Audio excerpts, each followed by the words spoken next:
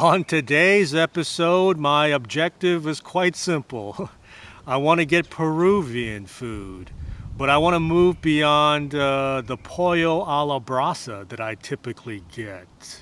In fact, I did an episode on Pollo a la Brasa and Chifa earlier. I don't know if you saw it, but today I want to move beyond Pollo, beyond the things that I've already tried, and dive deeper into the Peruvian culinary landscape. So that's my plan. Come along. It should be fun.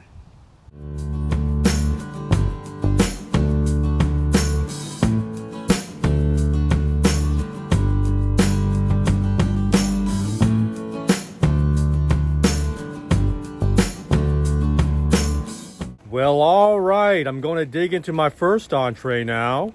It's called the salchipapa, which is a combination of the Spanish words for sausage and potatoes. So it literally consists of hot dogs and French fries. So salchipapa is hot dogs atop French fries. It looks quite simple.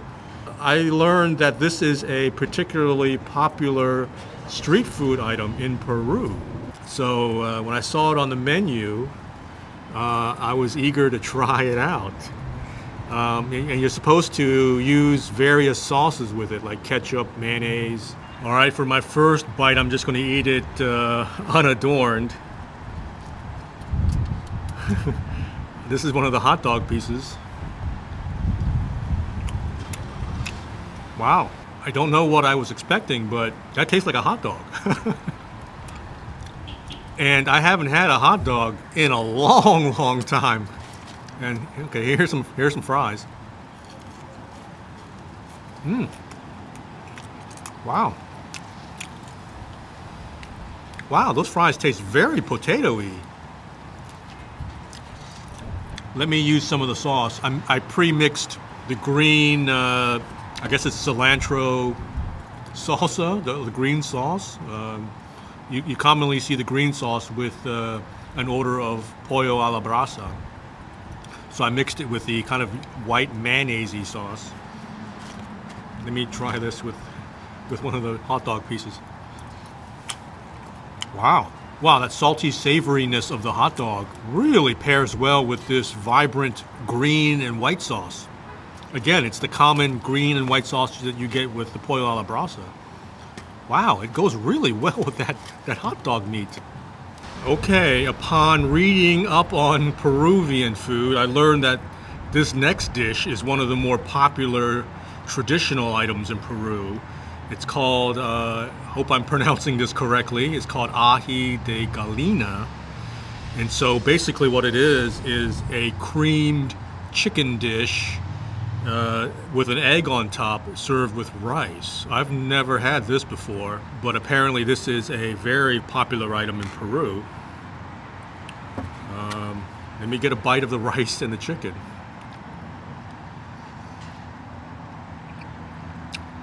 Wow. So you have shredded chicken in this creamy sauce. It's salty. There's probably some sort of spice in here that I'm not familiar with.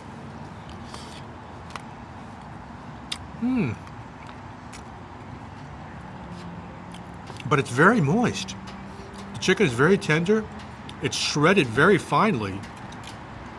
And it just pairs well with the rice.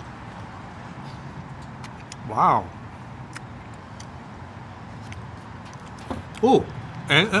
And there's a big chunk of potatoes. There's a layer of potatoes underneath the chicken.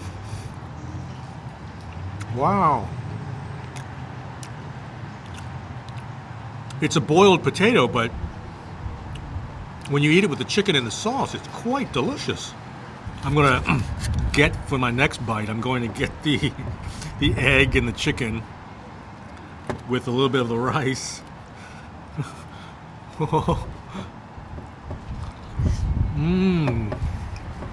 Wow. As I'm working my way through this ají de gallina, I'm trying to sleuth out and consider the elements here. I think the ají amarillo, I hope I'm pronouncing that correctly, is part of this. The yellow chili pepper, but I'm not tasting anything particularly spicy. And supposedly there's some ground nuts in here, maybe some evaporated milk, and maybe some cheese that makes the sauce as rich and as thick as it is. So are there ground nuts in here? I don't know. I mean, something is thickening up this sauce. What kind of cream is used? I don't know. But it's certainly creamy on the palate. Those of you watching, if you know, leave me a comment. If you're familiar with this dish, leave me a comment. What am I missing? What am I not understanding about this?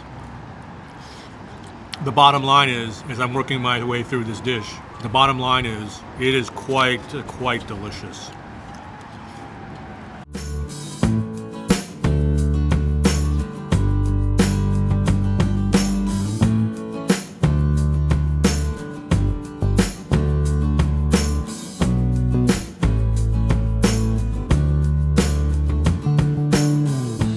I'm at El Fuego now in Arlington, in the Lion Park area of Arlington. This is a small neighborhood, kind of a local Peruvian cafe. I've never been here before. And I'm going to start with causa, the famed Peruvian dish that has a pre-Columbian origin, actually. So this is a rather traditional, very well entrenched Peruvian dish that's well beloved in Peru. It basically is a potato dish. It has chicken kind of sandwiched in between two layers of potato. And it has a cheese kind of sauce. I think it's called Hoakena sauce. It's a cheese sauce, and it has an egg and an olive on top. I've heard a lot about this dish, and I've wanted to try it. So let's go. Let's dig in.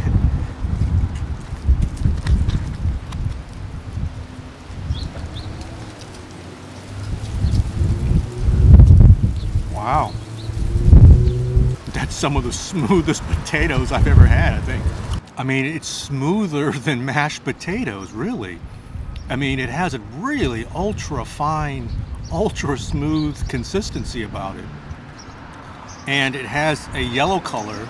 I don't know if that's from the potatoes or if that's from the sauce that is used to make it. And the chicken inside, holy cow, that's very soft as well. It almost has the consistency of tuna. That chicken is so finely prepared. That's really good. And you don't need to flavor the potato at all, because whatever sauce is used to prepare it has a slight kick to it. There's a slight hint of spice, a slight saltiness, and so the potato is well flavored. The chicken is very tender, very moist. It complements those potatoes really well. For my next bite, I want to get some of the potato, chicken, and egg.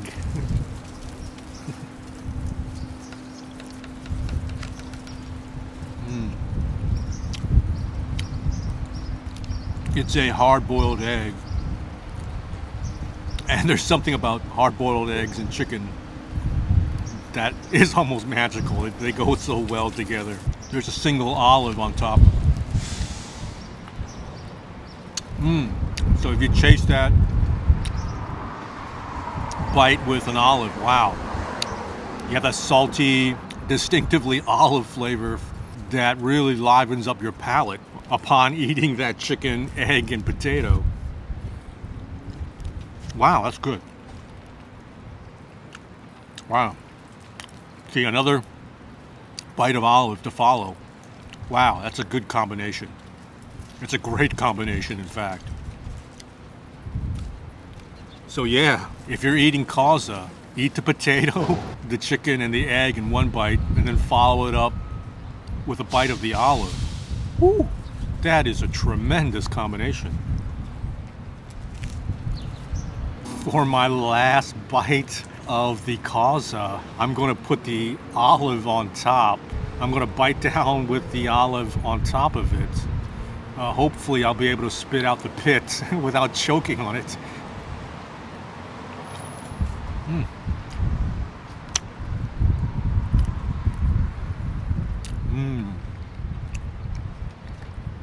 That's quite a good bite too.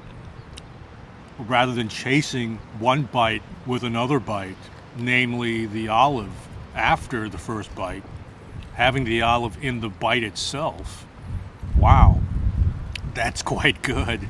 And yes, I was able to get the pit out without any problem. I think years of eating bone-in chicken, growing up eating Chinese food, helped out a lot in that case.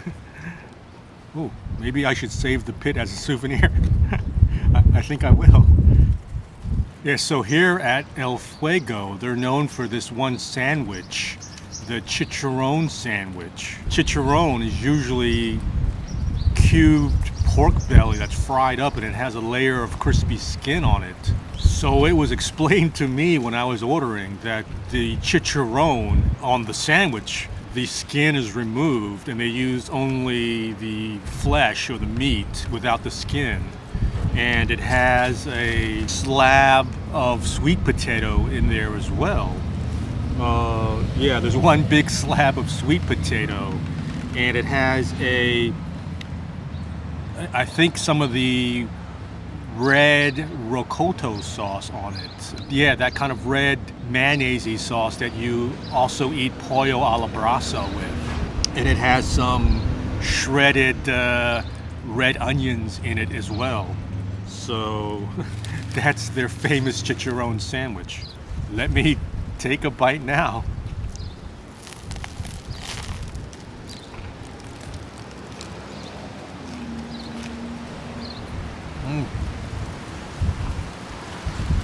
The bread on the sandwich is nice and toasty. In fact, it is really crisp.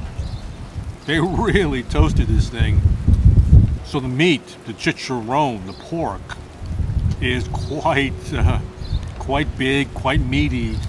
But frankly, I think it needs a little sauce. And I was told that the green sauce goes with it really well. Again, this is the green sauce that I think I see commonly with pollo alla brasa.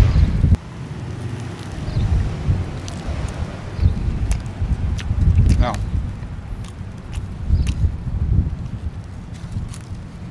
it is better with the green sauce on it, which I think is made with cilantro and jalapenos. So that brightens up the sandwich. It also kind of lubricates it a little bit. Not that the sandwich was dry necessarily, but that extra lubrication makes it more interesting. This next item caught my eye on the menu. It's the ají de gallina egg rolls. This is something of a Chifa dish, a Chinese-Peruvian dish. A Chinese-Peruvian item because it combines Peruvian and Chinese culinary elements. So I wanted to try this. I just had ají de gallina for the first time at the first place. I guess I'm going to have it again, but in the form of an egg roll this time. And you get the red and the white sauce that goes with it. Apparently those sauces are good with fried or roasted things, so this is certainly fried.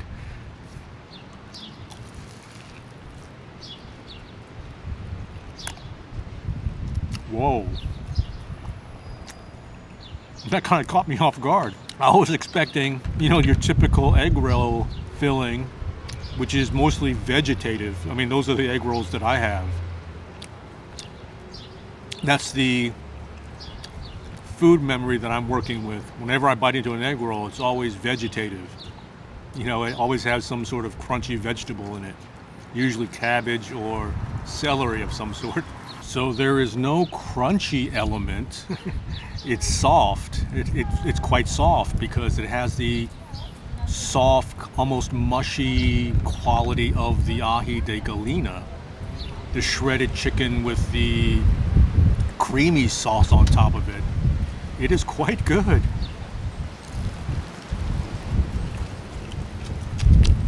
Wow, that works as an egg roll. I'm gonna put the red sauce on it and see if it makes any difference. I'm sure it will.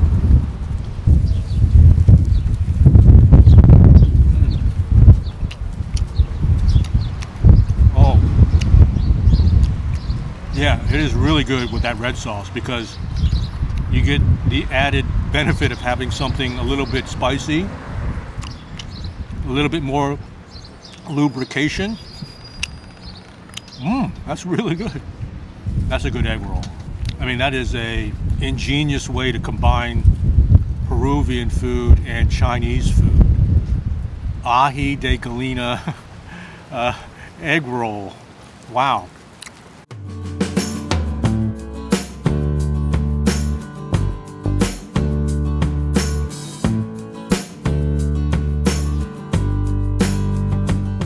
Well, as I wrap up another episode, I think my objective of going beyond Pollo a la Brasa was met, because I discovered some new Peruvian foods today that I can order again and again when I visit Peruvian restaurants in the future. And will there be future Peruvian episodes? I think there will be, because there's a lot of things I haven't ordered yet and that I haven't tried. So you can count on more Peruvian episodes in the future. But until then, this is Vablonsky. Until I catch you again on the next episode, somewhere in DC, Maryland, or Virginia, take care. Bye-bye.